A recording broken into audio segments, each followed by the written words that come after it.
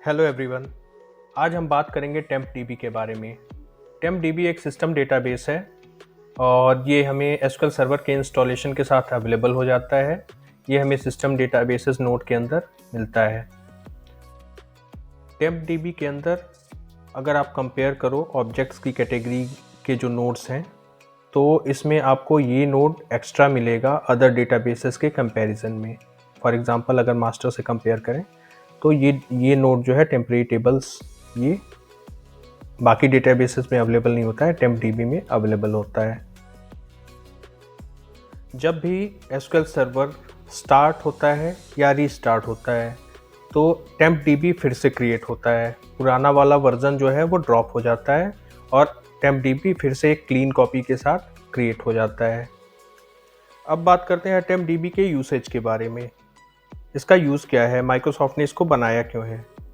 तो टेम्पडीबी का यूज़ होता है डेटा को टेम्परेली स्टोर करने के लिए और टेम्परेली प्रोसेस करने के लिए। टेम्पडीबी एक ग्लोबल रिसोर्स होता है एसक्यूएल सर्वर डीबीएमएस के अंदर।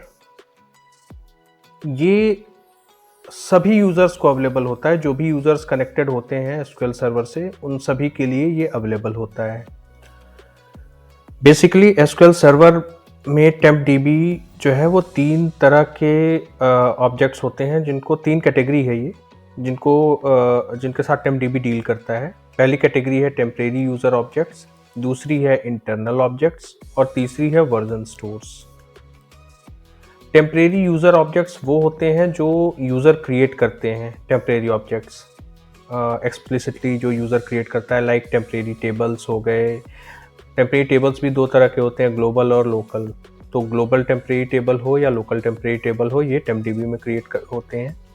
और इन टेम्प टेबल पे अगर इंडेक्सेस क्रिएट हुए तो वो भी टेम्पडीबी में ही क्रिएट होते हैं। या टेम्परेरी स्टोर्ड प्रोसीजर्स हों या टेबल वेरिएबल्स हों या फिर टेबल वैल्यूड फंक्शंस अगर टेबल रिटर्न कर रहे हैं, तो वो टेबल्स जो रिटर्न होने हैं इस टेबल वैल्यूड फंक्शन से, तो वो डेटा भी टेम्प टेबल में क्रिएट होता है। या फिर कर्सर्स हो, यूज़र डिफाइंड कर्सर्स, वो भी टेम्पडीबी में ही क्रिएट होता है। इसके बाद हैं इंटरनल ऑब्जेक्ट्स। जब हम इंटरनल ऑब्जेक्ट्स की बात करते हैं तो इसका मतलब ये हुआ कि ये इंटरनल ऑब्जेक्ट एसक्यूएल सर्वर द्वारा क्रिएट किए जाते हैं, ये यूज़र क्रिएट नहीं करता है। ये जो एसक्यूएल सर्वर का डीबीएमएस है वो अपने मैनेजमेंट के लिए क्रिएट कर सकता है, या फिर जो भी फर्दर प्रोसेसिंग है, जो प्रोसेसिंग करने के लिए जो स्टोरेज चाहिए या फिर प्रोसेसिंग करने के लिए कुछ टेम्परेरी रिजल्ट सेट वगैरह क्रिएट करना है, तो उसके लिए इंटरनल ऑब्जेक्ट्स क्रिएट होते रहते हैं टेम्पडीबी में।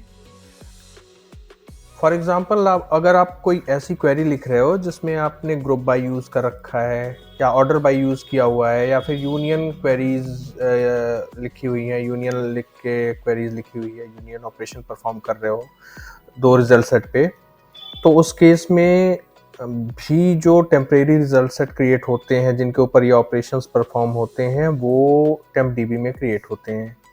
इसके अलावा अगर आपने इंडेक्सिंग के लिए कोड लिखा हुआ है इंडेक्स क्रिएट करने के लिए, या फिर आप रिबिल्ड कर रहे हो इंडेक्स को और उसमें ये शॉर्ट इन टेम्पडीबी स्पेसिफाई किया हुआ है, तो उस केस में भी जो शॉर्टिंग होगी उस इंडेक्स को क्रिएट करने के टाइम पे, तो उसके लिए जो इंटरमीडिएट प्रोसेस होगा वो सारा कुछ टेम्पडीबी में मैनेज होगा।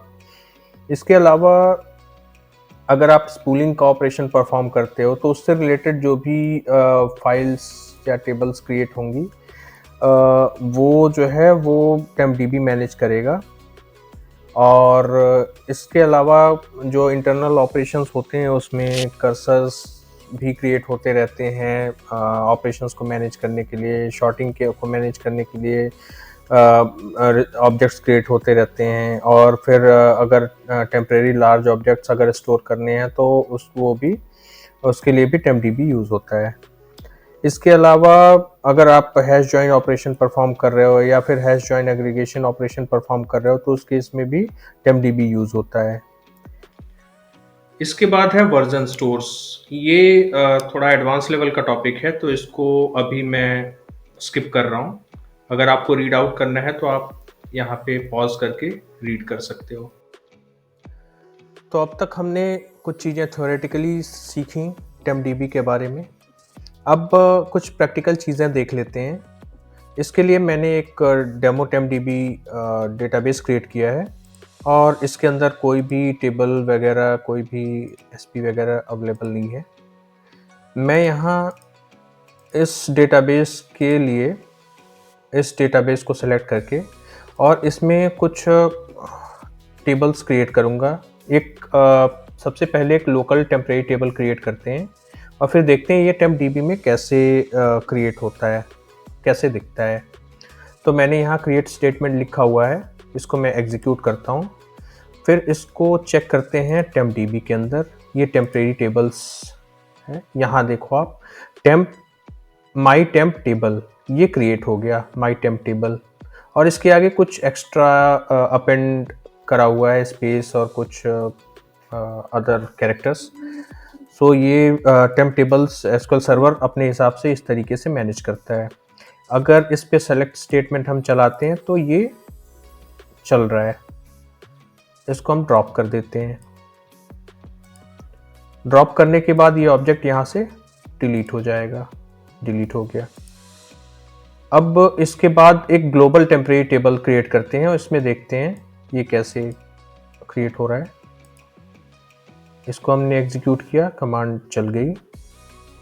इसको हम करते हैं रिफ्रेश और यहाँ पे ये ग्लोबल टेम्परेरी टेबल अवेलेबल हो गई। यहाँ आप नोटिस करोगे तो यहाँ पे डबल हैश यहाँ भी दिख रहा है और टेम्प टेबल लोकल जो था उसमें सिंगल हैश दिख रहा था।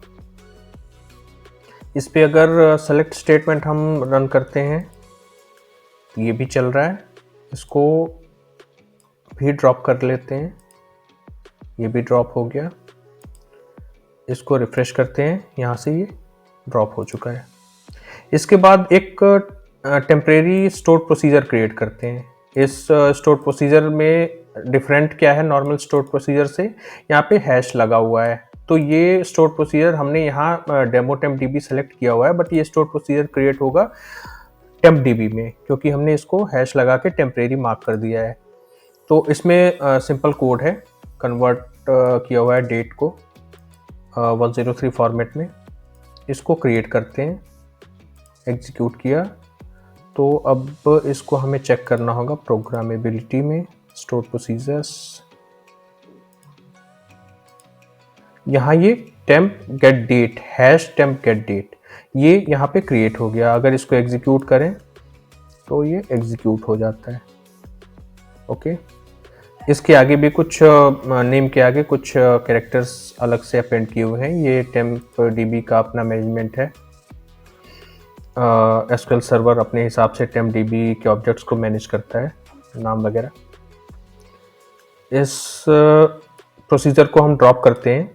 इसके बाद एक ग्लोबल टेम्प टेबल जो है वो क्रिएट करते हैं।